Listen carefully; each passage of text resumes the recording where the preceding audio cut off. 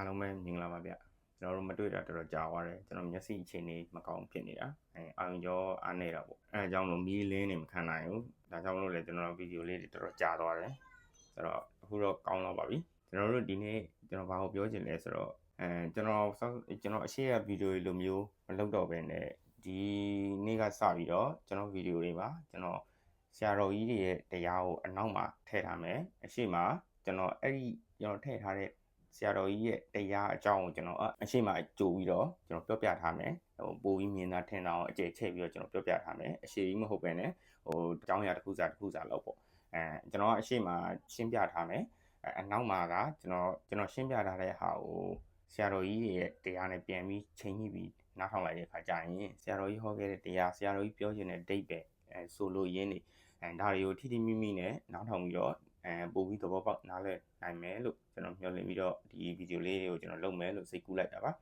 အားလုံးလည်းသဘောကျမယ်လို့လည်းမျှော်လင့်ပါတယ်ဆိုတော့ကျွန်တော်တို့ဘုရားဘာသာဝင်တိုင်းအားလုံးကဝိပဿနာတရားကအရေးကြီးလိုအပ်နေပါတချို့သူတွေကဝိပဿနာကိုကျင့်မယ်ဆိုရင်တရားအထုတ်မယ်ဆိုရင်တရားစခန်းဝင်နိုင်မှ10ရက်မဟုတ်တစ်လ2လတရားစခန်းတွေဝင်နိုင်တော့မှဝိပဿနာအထုတ်လို့ရမယ်လို့ထင်တဲ့သူတွေရှိကောင်းရှိလိမ့်ပါမယ်တဲ့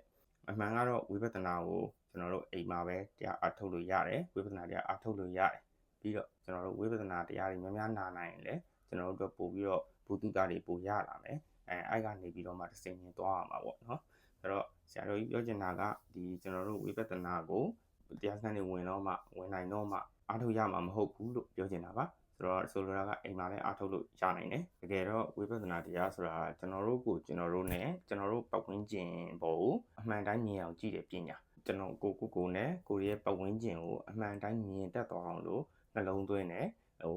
ကျွန်တော်တို့အခုမြင်နေတဲ့အမြင်တွေကျွန်တော်တို့ကိုထင်နေတဲ့အထင်တွေအားလုံးကအမှန်တိုင်းမဟုတ်ကြဘူးဗျတော်တော်လွဲနေကြတယ်ဒါကိုကျွန်တော်တို့ကဝိပဿနာတရားရှုလိုက်တဲ့အခါကျတော့ကိုရောကိုပတ်ဝန်းကျင်အပေါ်ကိုကျွန်တော်တို့ကတဘာဝကြမြင်တတ်သွားတယ်ကြည့်တတ်သွားတယ်ဒီလိုမျိုးကြည့်တတ်အောင်ဒီလိုမျိုးမြင်အောင်ကြည့်လို့ရတဲ့ပညာကိုခေါ်တာပါဝိပဿနာပညာဆိုတာဆိုတော့ဒီလိုမျိုးကိုနဲ့ကိုပတ်ဝန်းကျင်ပေါ်ကိုအမှန်တိုင်းကြည့်တတ်မြင်တတ်တယ်ဆိုရင်ဝိပဿနာဖြစ်ပါတယ်တဲ့ဆိုတော့ကျွန်တော်တို့ကအခုလောလောဆယ်မှာသာသနာနဲ့လည်းကြုံနေတယ်မြတ်စွာဘုရားသာသနာနဲ့ကြုံနေတဲ့အချိန်မှာအနည်းဆုံးကျွန်တော်တို့ကအရိယာကြီးတွေသောတာပန်တရာဂံအနာဂံယဟန္တာကြီးတွေမဖြစ်နိုင်ခဲ့ရင်တော့မှပဲကျွန်တော်တို့ဘုရားသာသနာနဲ့ကြုံလုံးလူဖြစ်တော့မှကျွန်တော်တို့ဝိပဿနာရဲ့အခြေခံဖြစ်တဲ့ဒီဒိဋ္ဌိဝိတ္တုတို့ပြောရင်နာမရူပပရိစ္ဆေဒဉာဏ်တို့ပစ္စယပရိက္ခဟဉာဏ်တို့ဒါမျိုးတွေလောက်တော့ရအောင်လုပ်သွားဖို့လိုပါတယ်ဒီဒါမှလည်းကျွန်တော်တို့သာသနာနဲ့ကြုံတွေ့ရကြိုးနှံ့ပါပေါ့နော်ဆိုတော့ဝိပဿနာဆိုတာဘာလဲဒါဆိုရင်ဝိပဿနာဆိုတာကတဲ့ဝိဆိုတာမတူထူးခြားပြီးတော့ပဿနာဆိုတာရှုမြင်တတ်တာဆိုတော့ထူးထူးခြားခြားရှုမြင်တတ်တာပေါ့နော်အဲ့ဒီပညာကိုမှဝိပဿနာပညာလို့ခေါ်တာဆိုတော့ကိုနဲ့ကိုပတ်ဝန်းကျင်ကိုပုံမှန်ကျွန်တော်တို့မြင်နေကြအတိုင်းမဟုတ်ဘဲနဲ့ထူးခြားတဲ့အမြင်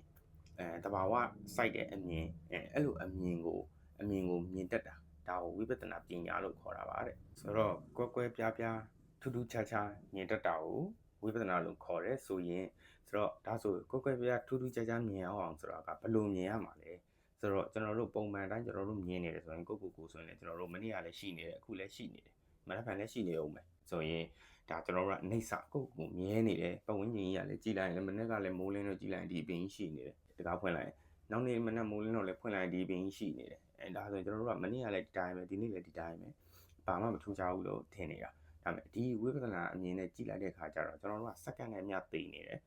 ်ရုပ်တွေနံနေရောစက္ကန့်နဲ့မျှပြတ်နေတယ်ပြတ်ပြီးအသစ်ဖြစ်လိုက်ပြတ်သွားလိုက်အသစ်ဖြစ်လိုက်ပြတ်သွားလိုက်ဖြစ်နေတယ်ဆိုတာကြီးကိုကြည့်မြင်အောင်ကြည့်ရတာပေါ့နော်ဒီပုံမှန်ဆိုရင်တော့ပုံမှန်တိုင်းပဲဘာမှမထူးခြားဘူးလို့ထင်ပေမဲ့ဝိပဿနာဉာဏ်နဲ့ကြည့်လိုက်တဲ့အခါကျတော့ကျွန်တော်တို့ကအမြဲတမ်းစက္ကန့်နဲ့မျှကိုသိနေတယ်အဲ့ဒါကိုဖြစ်ခိုက်လေးတွေမှာပြတ်သွားတာပေါ့နော်ဒါတွေကိုမြင်တတ်သွားအောင်ကြည့်ရတာကိုဒါကိုဝိပဿနာပညာလို့ခေါ်တာပါနောက်တစ်ခုကကြတော့ကျွန်တော်တို့ကိုဒုက္ခလို့မမြင်ဘူးကျွန်တော်တို့ကချမ်းသာနေတယ်ကျွန်တော်တို့နေလို့ထိုင်လို့ကောင်းနေတယ်သုံးဖို့ဆွဲဖို့လေးလည်းရှိနေတယ်စားဖို့တောက်ဖို့လေးလည်းရှိနေတယ်ဆိုရင်ကျွန်တော်တို့ကဒုက္ခဖြစ်နေတယ်ကိုဒုက္ခဖြစ်နေတယ်လို့မထင်ဘူးငါတို့အဆင်ပြေနေတယ်ဒုက္ခပဲဒါချမ်းသာနေတယ်ဒီလိုမျိုးထင်ကြတာပေါ့ဒါပုံမှန်လူတွေဆိုရင်ဒါဟိုမှဝိပဿနာဉာဏ်နဲ့ပြန်ကြည့်လိုက်တဲ့ခါကျတော့ကျွန်တော်တို့ကဟိုဗီဒီယိုတွေတုန်းကကျွန်တော်ပြောထားသလိုပဲကျွန်တော်တို့ကစက္ကန့်နဲ့မြဒုက္ခဖြစ်နေတာအဲ့တုန်းကတခါကိုပြန်ပြောရရင်ကျွန်တော်တို့ထိုင်နေတယ်ဆိုရင်အဲ့တိုင်းထိုင်နေလိုက်တနေ့ကုန်ထိုင်နေလို့မရတာထိုင်နေနားလာမှာအဲ့တော့ထပြီးရတယ်ထရတနေ့ကုန်ထနေလို့မရပြန် ပြန်ပြီးတော့လမ်းလေးလျှောက်ပေးရတယ်ထိုင်ပေးရတယ်လှဲပေးရတယ်အမျိုးမျိုးဣရိယာပုတ်လေးကိုအမျိုးမျိုးပြောင်းပြီးတော့ကျွန်တော်တို့ကလုပ်ပေးနေရဒါကဆင်းရဲနေတာဒါအသေးလေးပဲရှိတယ်ကျန်တဲ့နက်နက်ချင်ချင်တွေးမယ်ဆိုရင်ကျွန်တော်တို့မြင်နေတာတွေကလည်းဒုက္ခပဲကြားနေတာလည်းဒုက္ခပဲကြားသိစိတ်တွေဖြစ်နေဒုက္ခပဲနာသိစိတ်တွေဖြစ်နေထိသိစိတ်တွေဖြစ်နေတွေးတွေကအားလုံးကဒုက္ခတွေဖြစ်နေတာပဲဒါတွေကိုဒီတိုင်းပေါ့ပေါ့လေးတွေ့ရင်တော့ဒါဒုက္ခလို့မထင်ပေမဲ့ဝိပဿနာဉာဏ်နဲ့နက်နက်ချင်ချင်ထိုးဆိုင်ပြီးကြီးလိုက်တဲ့အခါကျတော့ဒါတွေကမမြဲနေဘူးဒုက္ခကြီးဖြစ်နေတယ်ပြီးတော့ကိုယ်လည်းမပိုင်ဘူးကိုယ်မပိုင်ဘူးဆိုတာကိုဖြစ်ချင်တာတွေတခုမှမဖြစ်မလာတာကိုယ်အသက်တွေကလည်းကြီးနေတာပဲအိတ်တဲ့ချိန်မှာရက်ပြီးတော့နိုးတဲ့ချိန်မှာအသက်ကသွားနေရဆိုတော်သေးတယ်ကျွန်တော်တို့ကအိတ်နေဘလုံးနေကျွန်တော်တို့ကအသက်ကကြီးနေတာသူကအော်တိုကြီးနေတာဘာမှလုပ်လို့မရဘူးရက်လို့လည်းမရဘူးနောက်ဆုံးလို့လည်းမရဘူးဒါဆိုရင်ဒါနှိမ့်စရဲ့လက္ခဏာတည်လေးပေါ့နော်ကျန်တဲ့ပို့ပြီးတော့ကိုဉာဏ်ရှိတယ်လို့မျိုးထိုးဆိုင်ပြီးတော့မြင်အောင်ကြည့်လို့ရတယ်ဒုက္ခကိုထိုးဆိုင်ပြီးတော့မြင်အောင်ကြည့်လို့ရတယ်အနတ္တကိုလည်းကိုဉာဏ်ကြည့်ရင်ကြည့်တယ်လို့ကိုထင်ရှားနက်ရှင်းမြင်အောင်လုပ်လို့ရပါတယ်ဒီလိုမြင်နေပြီဆိုရင်ဒါဝိပဿနာဖြစ်နေတယ်လို့ခေါ်ပါတယ်တဲ့ဟုတ်ပြီဒါဆိုကျွန်တော်တို့ဝိပဿနာကိုစတော့မယ်ဝိပဿနာကိုလုပ်တော့မယ်ဆိုရင်ဘာရင်လုပ်ရမလဲတဲ့ဆိုတော့ဝိပဿနာစပြီးလုပ်တော့မယ်ဆိုရင်အရင်ဆုံးကျွန်တော်တို့ကပညာရဲ့အခြေခ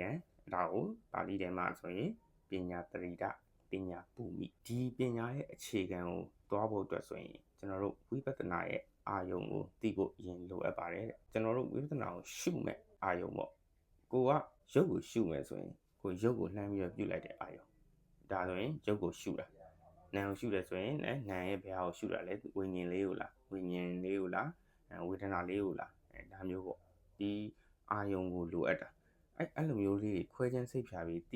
းသိဖို့အတွက်အရင်ဆုံးကိုဘာတွေသိထားရမလဲဆိုရင်ကျွန်တော်တို့ရုပ်တွေအကြောင်းကိုသိထားရမယ်နာမ်တွေအကြောင်းကိုသိထားရမယ်ပြီးရင်အာယတနာတွေအကြောင်း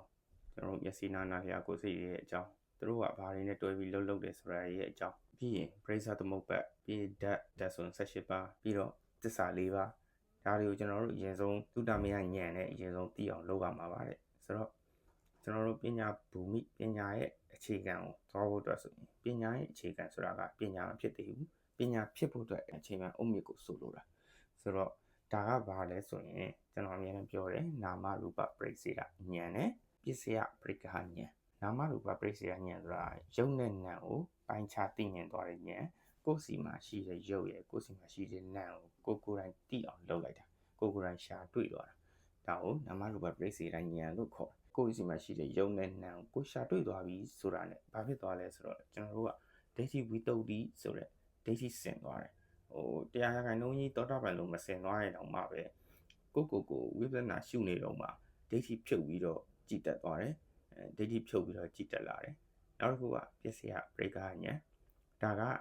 ကျွန်တော်တို့စီမှာအခုကိုယ်လေးရှာတွေ့ထားတဲ့ရုပ်ရဲ့နာမ်ရဲ့ကိုပရိစ္ဆသမုပ္ပတ်ဒေသနာနဲ့တိုက်ပြီးတော့ဘာကြောင့်ဖြစ်လာလဲဆိုတော့သူတို့ရဲ့နောက်ကြောင်းကိုပြန်လိုက်တာနောက်ကြောင်းကိုပြန်လိုက်တဲ့အခါမှာဘာတော့တွေ့လဲဆိုတော့ကျွန်တော်တို့စလာတာကဘာနဲ့စလဲဆိုတော့ပရိစ္ဆသမုပ္ပတ်မှာဆိုရင်အဝိဇ္ဇာနဲ့တဏှာကြောင့်နော်အဝိဇ္ဇာဆိုတာကျွန်တော်တို့မသိဘူးဘာမှမသိဘူးကျွန်တော်တို့လည်းမသိဘူးပုံဉာဏ်ဘာမှမသိဘူးကိုယ်လည်းဘာမှမသိဘူးဘာတွေဖြစ်နေမှလည်းမသိဘူးပြောရင်ဘာမှမသိဘူးကျွန်တော်ငါလို့ထင်တယ်အဲ့ဉာဏ်နှစ်ခုရလိုက်တာ ਨੇ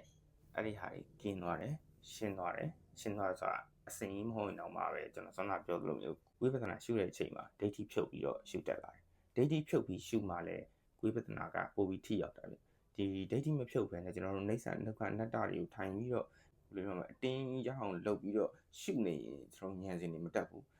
ဘာမှလည်းမထူးကြဘူးထူးကြလာမှာမဟုတ်ဘူးပေါ့နော်ဆိုတော့ပြောချင်တာကကျွန်တော်တို့ပညာရဲ့အခြေခံဖြစ်တဲ့ဒီသိစရာတွေသိအောင်လုပ်ရမယ်ဒါကပညာ၃ပါးနဲ့ပြောရင်ပထမဦးဆုံးညာတပညာကျွန်တော်သိစရာတွေကိုသိအောင်လုပ်မယ်ယုံနာဆိုတာပါလဲပြီးရင်ခန္ဓာအာယနာဓာတ်သစ္စာပရိစ္ဆသမုပ္ပါဒါတွေကိုသိအောင်လုပ်ပြီးတော့ကိုယ်စီမှာပြန်ရှာရမှာကိုယ်စီမှာရှိနေတဲ့ရုပ်တွေနာမ်တွေနာမ်ပါဆိုလဲဘယ်နှမျိုးရှိလဲအဲ့နာမ်တွေကိုတစ်ခုချင်းစီကိုယ်စီမှာရှာတွေ့တော့လုပ်တာအရင်တော့အရှိမတော့အဲ့ဒါတွေကကိုယ်စီမှာဘာတွေရှိရဲဆိုတော့ဘူတုတာနဲ့သိအောင်ရင်လုပ်တယ်ပြီးတော့အဲ့သိထားတဲ့ဘူတုတာနဲ့သိထားတဲ့ရုပ်နာမ်တွေရဲ့အကြောင်းဒီဒနာပညာရောက်တဲ့အခါကျတော့အဲ့ဒါတွေကိုကိုယ်စီမှာကိုယ်တိုင်ပြန်ရှာတော့တယ်ပြီးတဲ့အချိန်မှာရှာပြီးသွားပြီကိုယ်စီမှာရှာတွေ့သွားပြီဆိုရင်ဒါဒီနာပညာပိုင်းပြီးတဲ့ကြောင်နောက်ပိုင်း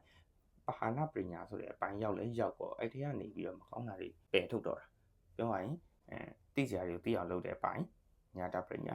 ာပြီးရင်အဲ့သိထားတာတွေကိုကိုယ်စီမှာရှာတာတွေ့အောင်ရှာတဲ့အပိုင်း ဒီတနာပညာနဲ့အဲ့ကိုယ်စီမှာရှာတွေ့ထားပြီးတဲ့ထဲရမှာမကောင်းတာတွေကိုပယ်တဲ့အပိုင်းကပါဟနာပညာဆိုပြီးတော့ပညာ၃ပါးနဲ့အဲ့တိုင်းသွားပါတယ်ဆိုတော့ကျွန်တော်တို့ပညာရဲ့အခြေခံပဲအဲ့ကိုရောက်အောင်ကျွန်တော်တို့သွားမှာလို့ဆိုလိုတာပါဆိုတော့ကျွန်တော်တို့ဒါတွေကိုအမှသိအောင်လုပ်အောင်လဲဆိုရင်ကျွန်တော်ဆရာရှာဖို့လိုပါတယ်ဆိုတော့ကျွန်တော်ဆိုရင်ထိုင်းနိုင်ငံရောက်နေတဲ့အတွက်ကျွန်တော်ဒီလိုမျိုး online တွေကနေပြီးတော့ဆရာတော်ကြီးရဲ့တရားတွေကနေပြီးတော့ပဲကျွန်တော်လေ့လာတယ်မှတ်ထားတယ်စာအုပ်တွေနဲ့ကျွန်တော်ရေးထားတယ်ဒီလိုမျိုးပေါ့ဆရာကြီးရောပြန်တင်တယ်ဒီဆရာမရှိနောက်မှာပဲဒီတရားတော်တွေကျွန်တော်တို့မှာ online မှာအများကြီးရှိပါတယ်ကိုသိကျင်တဲ့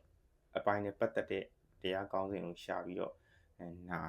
တက်ဖို့လည်းလိုပါသေးတယ်ဆိုတော့ဒါဆိုရင်ဒီကိုသိကျင်တာတွေကိုသိအောင်လုပ်တဲ့အပိုင်းဆရာကြီးကမေးမယ်ဆရာရှိရင်မင်းဟိုစားဆရာကြီးကတင်ယူမယ်ပေါ့ဒီနှစ်ခုနဲ့ကျွန်တော်တို့အရင်ဆုံးဒီဝိပဿနာဘာမှမလုပ်ခင်မှာအရင်ဆုံးစလုပ်ရမယ်ဟာဒီနှစ်ခုပါဒီတရားတွေကိုသိအောင်ရင်လုပ်မယ်ပြီးရင်မသိရှင်းတာတွေကိုမေးမယ်ဒီနှစ်ခုနဲ့ကျွန်တော်တို့စရမှာပါတဲ့ဝိပဿနာမလုပ်ခင်ဝိပဿနာတရားကိုဒီတိုင်းစပြီးတော့တန်းပြီးအားထုတ်လိုက်တဲ့အခါကျရင်ဘာတွေဖြစ်ကုန်လဲဆိုတော့တဲ့ကျွန်တော်တို့ကရုပ်ကိုရှုနေတာကိုနာမ်ကိုရှုနေတယ်လို့ထင်ကောင်းထင်လိမ့်မယ်နာမ်ရှုနေတာကိုရုပ်ကိုရှုတာရှုနေတယ်လို့ထင်ကောင်းထင်နိုင်တယ်မှားနိုင်တယ်ခံစားမှုလေးကိုရှုနေတာကိုလည်းကျွန်တော်တို့ကဝိညာဉ်ခန္ဓာကိုရှုတယ်ထင်နေမယ်ဝေဒနာခန္ဓာကိုရှုရမယ်လေဝိညာဉ်ခန္ဓာကိုသွားရှုနေတာလည်းဖြစ်ကောင်းဖြစ်သွားတတ်တယ်ပြီးတော့နောက်ဆုံးအရေးကြီးဆုံးတစ်ချက်ကတော့ကျွန်တော်တို့ဝိပဿနာရှုမယ်ဆိုရင်အာယုံကပရမတ်အာယုံကိုပဲယူရပါတယ်ကျွန်တော်တို့ဝိပဿနာရှုတယ်ဆိုပြီးတော့ပညာအာယုံကြီးကိုသွားပြီးတော့အာယုံယူမိနေတတ်တယ်ပြီးတော့ဒီလိုမျိုးပညာနဲ့ပရမတ်နဲ့ကိုတေးသေးချာကိုယ်စဲကိုစီမှာမရှင်းဘူးဘုသူတ္တလည်းမရှိထားဘူးဆိုရင်ကျွန်တော်တို့တရားတော့အထုတ်တဲ့အခါကျရင်ကြံ့ကြာနိုင်တယ်လွဲချော်နိုင်တယ်လွဲချော်တာတွေကြံ့ကြာတာတွေထက်ဆိုင်ကျွန်တော်ကစိုးရင်တာကစိတ်ပြတ်သွားမှာအာရော့သွားမှာပေါ့နော်ကိုကလုံနေနေလည်းမရလာဘူးဆိုရင်လူတွေတဖြည်းဖြည်းနဲ့ဝစီကိစ္စတွေဖြစ်လာတယ်တန်တရားတွေဖြစ်လာတယ်ဟုတ်ကောဟုတ်ရလားငါလုံနေတာကြီးอ่ะဒီတရားတွေကမှန်အောင်မှန်ရလားဒီတရားတွေကဟုတ်ရလားတရားဖျားဟုတ်ရလားဒီအဲ့ဒီအဆင့်တွေရောက်သွားရင်အခုတို့ကြီးတွေဖြစ်သွားနိုင်ပါတယ်ဆိုတော့ကျွန်တော်တို့သိရမယ့်ဟာအရာတွေကိုပိုင်နိုင်သိဖို့လိုတယ်ကိုရှုမဲ့တရားရဲ့ကိုရှုမဲ့ရုပ်ကိုရှုမဲ့နာမ်ရဲ့သူတို့ရဲ့တဘာဝလက္ခဏာသူတို့ရဲ့တဘာဝလက္ခဏာဆိုတာသူတို့ရဲ့ style လေးတွေသူတို့ရဲ့ပုံသဏ္ဍာန်သူတို့ကဘယ်လိုသဘောရှိတယ်ဆိုတဲ့အလေးတွေကိုကျွန်တော်တို့နက်ရှင်းသိထားဖို့လိုအပ်တယ်လို့ဆိုလိုပါတယ်ခင်ဗျပြီးရင်ကျွန်တော်ဒီဟာလေးပြောပြရရင်အနောက်မှာဒီဆရာတော်ကြီးရဲ့ဒီအကြောင်းလေးကျွန်တော်အခုပြောခဲ့တဲ့အကြောင်းလေးရဲ့တရားလေးရှိပါတယ်အဲ့ဒါလေးလည်းသွားနားထောင်စေချင်ပါတယ်ဆိုတော့ဒီပိုင်းမှာကျွန်တော်တို့ဝိပဿနာတရားအားထုတ်တော်မယ်ဆိုရင်ကျွန်တော်တို့သိစရာတွေကိုရင်သိဖို့လိုတယ်ဆရာစီမှာမေးရမယ်ဆရာစီမှာသင်ယူရမယ်ဒါတွေကိုသိပြီးပြီဆိုရင်ဒုတိယပိုင်းနေနဲ့ကိုစီမှာကိုရှာတွေ့အောင်လုပ်ရမှာဆိုတော့ဒီကနောက်တစ်ပိုင်းမှာလာပါမယ်ဆိုတော့ဒီပိုင်းမှာတော့ကျွန်တော်တို့သိစရာတွေသိဖို့ရန်လိုအပ်တယ်ဝိပဿနာရှုမယ်ဆိုရင်ပညာနဲ့ပရမတ်မှာပရမတ်ကိုပဲရှုပါမယ်ပရမတ်ဆိုတာကသဘောပညာဆိုတာကအဟောပြောပညာသဘောပရမတ်ဆိုတော့အဲ့သဘောလေးရပဲပရမတ်ဖြစ်ပြီးတော့ပြောလိုက်တဲ့ဟာလေးကပညာဆိုတော့ကျွန်တော်တို့ကဝိပဿနာရှုမယ်ဆိုရင်ကျွန်တော်တို့ပရမတ်ကိုမြင်အောင်ရှုမှဖြစ်မှာပါပရမတ်ကိုရှုနိုင်မှပရမတ်ကိုထိထိရောက်ရှုနိုင်တော့မှဝိပဿနာဖြစ်မှာပါဆိုတော့ဝိပဿနာစစ်ကတော့တမန်တနာဉာဏ်ရောက်မှဖြစ်တယ်ကျွန်တော်တို့အဲ့တမန်တနာဉာဏ်ကိုမရောက်ခင်ရှေ့ပိုင်းမှာလိုအပ်တာတွေကိုကျွန်တော်တို့ဒီနေ့ရစပြီးတော့ဖြည်းဖြည်းချင်းကျွန်တော်တို့တူသွားကြပါမယ်ဒီကကျွန်တော်တို့ရန်တမ်းပြီးသွားတာမဟုတ်ဘဲနဲ့ဒါကြောင့်မလို့ကျွန်တော်နောက်မှာဆရာတော်ကြီးရဲ့တရားလေးကိုထည့်ပေးထားတာအဲ့အကြောင်းလေးကိုပဲကျွန်တော်ကပြန်ပြီးရှင်းမှကြိုပြီးရှင်းပြထားတဲ့သဘောပါပဲပြီးရင်တရားလေးသွားလာကြည့်ပါဆိုတော့ဒီနေ့လဲဒါလေးကိုကျင့်တတ်မယ်လို့ထင်ပါတယ်မတွေ့တာရမ်းကြားသွားတယ်ကျွန်တော်ဗီဒီယိုတွေမလုပ်ဖြစ်တဲ့အတွက်လည်းတောင်းပန်ပါတယ်ဆိုတော့အားလုံးပဲကြိုးစားအားထုတ်နိုင်ကြပါစေနောက်နေ့ကျရင်နောက်တစ်ပိုင်းနဲ့ထပ်လာပါမယ်ခင်ဗျဘုန်းကြီးတို့နေ့စဉ်ဘဝမှာဝိပဿနာတရားဆိုတာဘုရားဝါဒဝင်တို့ဖို့လိုအပ်နေတယ်သို့တော်သူတော်စင်အများစုကဝိပဿနာတရားဆိုတာရိတ်တာသွားပြီးတော့ဆယ်စခန်းတစ်လနှစ်လသုံးလဆိုတာလို့အာထုံမှဒီလိုလုပ်လို့ရတယ်လို့ထင်တဲ့ပုဂ္ဂိုလ်တွေရှိကောင်းရှိလိမ့်မယ်သို့တော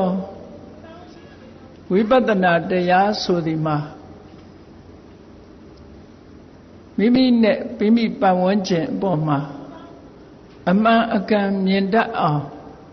နှလုံးသွင်းဆင်ခြင်ခြင်းပဲဖြစ်တယ်ဒါကြောင့်မို့လို့လူတိုင်းဟာမိမိနဲ့မိမိပတ်ဝန်းကျင်ကြည်တတ်မြင်တတ်ရင်ဝိပဿနာဖြစ်တယ်ပေါ့ ဝိပဿနာအခြေခံအ ਨੇ ဆုံးတော့ဖြစ်သွားနိုင်တယ်ဒါကြောင့်မို့ဝိပဿနာအခြေခံဆိုတာဖြစ်အောင်ဘုရားမြတ်စွာသာသနာတော်နဲ့ကြုံတွေ့တဲ့အခါမှာဒါဆင်ញင်နှလုံးသွင်းမှုနဲ့ဝိပဿနာရဲ့အခြေကိုပြို့ဖို့လိုအပ်တာပေါ့အဲ့တော့ဝိပဿနာလို့ဆိုတာဟာတည်တည်ချာချာစဉ်းစားကြည့်မယ်ဒီစကားလုံးရဲ့အဓိပ္ပာယ်ကိုရှင်းလင်းပြီးတော့ကြည့်မယ်ဆိုရင်ဝိဆိုတာမတူထူးခြားသောအားဖြင့်ပတ္တနာရှုမြင်ခြင်းသာမန်ပုဂ္ဂိုလ်တွေမြင်တဲ့အမြင်နဲ့မမြင်မဲနဲ့သဘာဝတရားရဲ့အစစ်မှန်ကိုရှုမြင်နိုင်တာဝိပဿနာလို့ဒီလိုပြောလို့ရတယ်။စာပေကျမ်းဂန်များမှာတော့ဘယ်လိုဖွင့်လို့ဆိုရင်ကွဲကွဲပြားပြားခြားနားစွာရှုမြင်တတ်တဲ့အသိဉာဏ်ကိုဝိပဿနာလို့ခေါ်တယ်။ဘယ်လိုကွဲပြားခြားနားတယ်လဲဆိုရင်အများကမြင်တာမြဲတယ်လို့မြင်လို့ရှိရင်မိမိကအမှန်တိုင်းမမြဲဘူးလို့မြင်တယ်အများကချမ်းသာတယ်လို့မြင်နေတာကိုမိမိအနေနဲ့ဆင်းရဲတယ်လို့မြင်တယ်အများကကိုယ်လို့ရင်ဖြစ်တယ်ကိုယ်အလိုတိုင်းဖြစ်တယ်လို့မြင်နေတာကိုယ်အလိုတိုင်းမဖြစ်ဘူးလို့ဒီလိုအနိစ္စဒုက္ခအနတ္တလို့ဆိုတဲ့အမြင်အားဖြင့်ရှုမြင်နိုင်ပြီဆိုလို့ရှိရင်ဒါဝိပဿနာလို့ခေါ်တာပဲအဲ့တော့ဝိပဿနာရှုတဲ့အခါမှာဝိပဿနာမရှုခင်ဘာတွေသိထားဖို့လိုအပ်တယ်လဲလို့ဆိုရင်ဝိပဿနာရှုတဲ့အခါမှာဘာကိုရှုရမလဲဆိုတဲ့ဝိပဿနာရဲ့အာယုံကိုရှေးဥစွာသိဖို့လိုတယ်ဒါကြောင့်မို့ဝိသုဒ္ဓိမက်မှာဝိပဿနာဖြစ်ဖို့ရအတွက်ရှေးဥစွာဝိပဿနာရဲ့အစပြိုးရာပညာကိုသင်ကြားပါလို့ဆိုလိုတာကပညာဘူမိတဲ့ပညာမူလပညာတရိဒလို့ဝိပဿနာပညာတစ်ခုကိုရချင်ပြီဆိုလို့ရှိရင်ရှေးဥစွာသီဝရီကိုအရင်သင်ရမယ်လို့ဒီလိုပြောတာဘာကိုအရင်သင်ရမလဲလို့ဆိုရင်အ ਨੇ ဆုံးခန္ဓာ၅ပါးအကြောင်းသင်ရမယ်ခန္ဓာ၅ပါးမှာလည်းပဲဒီတဲ့ခြုံလိုက်လို့ရှိရင်ဘယ်ဟာကယုတ်ဘယ်ဟာကနာမ်ဆိုတာမိမိတဏ္ဍာမှာရှိတဲ့ဒီသဘာဝတရားနှစ်ခုရဲ့သဘာဝလက္ခဏာသိအောင်သင်ရမယ်လို့ဒီလိုဆိုအဲ့ဒါလို့သင်တဲ့အခါဆရာစီကသင်ယူခြင်းမှတ်သားခြင်းဥက္ခမရှင်းလင်းတာကိုမေးမြန်းခြင်းပြိပု္ပ္ပာဥက္ခနဲ့ပြိပု္ပ္ပာနာယူမှတ်သားခြင်းနဲ့ဆွေးနွေးမေးမြန်းခြင်းဆိုတာနှစ်ခုနဲ့အသိဉာဏ်ကိုဖွင့်ဖြိုးလာအောင်ရှေးဥစွာကြိုးစားဒါဝိပဿနာတရားအာမထုတ်ခင်လုပ်ရမယ့်လုပ်ငန်းကိုပြောတာမသိမဲနဲ့သွားတရားအားထုတ်လို့ရှိရင်မိမိကရှုနေတာဟာပညာကိုရှုပြီးတော့ပရမတ်ကိုရှုတယ်လို့ထင်ကောင်းထင်လိမ့်မယ်ရုပ်ကိုရှုနေတာကိုနာမ်ကိုရှုတယ်လို့ထင်ကောင်းထင်လိမ့်မယ်မိမိရှုမှတ်ပွားများနေတဲ့တရားရဲ့သဘာဝလက္ခဏာကိုပိုင်ပိုင်နိုင်နိုင်သိနိုင်မှာမဟုတ်ဘူးတဲ့ဒါကြောင့်မို့အသိပညာရဲ့အခြေခံဖြစ်တဲ့ခန္ဓာ၅ပါးသို့မဟုတ်ယုံနာ2ပါးဒီတဲ့ကျဲကျဲဆိုရင်အာရဏ12ပါးဒီတဲ့ကျဲကျဲဆိုလို့ရှိရင်ဓာတ်18ပါးဆိုတာကိုရှေးဥစွာသင်ယူမှတ်သားပြီးတော့မှဝိပဿနာအလုပ်ကိုအားထုတ်ရမယ်လို့ဒီလိုဆိုတာ